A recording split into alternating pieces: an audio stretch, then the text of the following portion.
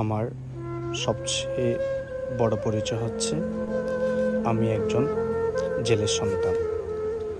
বাবার ব্যবসায়িক কাজে না গেলে বুঝতে পারতাম না তারা এত কষ্ট করে আমাদের জন্য টাকা রোজগার করে।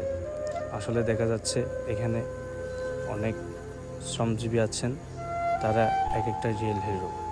তাদের পরিবারের জন্য সব কাজ করতে এবং জীবন বাজি রেখে তারা সমুদ্রে গিয়ে মৎস্য শিকার করে।